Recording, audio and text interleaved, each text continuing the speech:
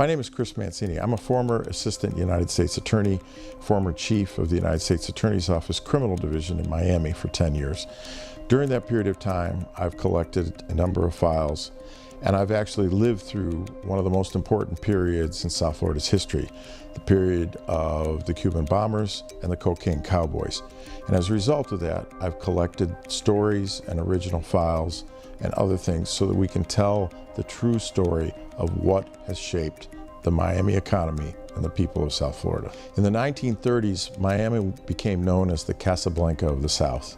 And if you were arrested, became a victim, or in any way were picked up by the police for anything, you ended up in the files of Vernon Hawthorne. Hawthorne was the state attorney, which was Florida's version of a district attorney. And his files, typed on old onion paper with old black and white photos, containing bullets that had been removed from the bodies of dead victims, blood-encrusted knives, were about to be destroyed many, many years ago when we were able to go through them and to determine out of that what were the most important things that were happening in South Florida during the 1930s.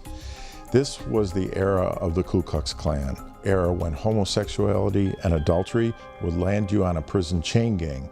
And while you were there, you could not be chained to a white prisoner if you were black. Also, they could not eat off the same plates in the jail. There had to be two sets of plates. So this was obviously the era of racism in which filtered its way into the courts. The other thing that was going on in Miami was the Roaring 20s and the Dirty 30s, the era when Miami became the glitter and glam capital of the South. People would spend money on gasoline because it was cheaper to drive to Miami than to put coal into their furnaces and spend their winters up north. And once they got here, they lived in what were called Tin Lizzies or tin shacks out in the Everglades.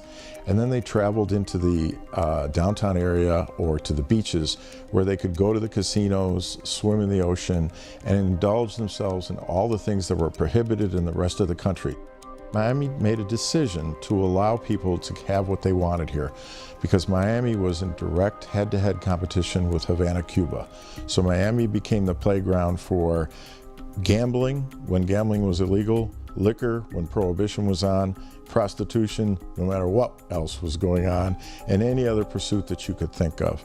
And into that mix came the con men of all stripes, the jewel thieves, the people who preyed on the rich, especially women who came down and brought their jewels with them and left them in their hotel room when they went out to dance at a tea party.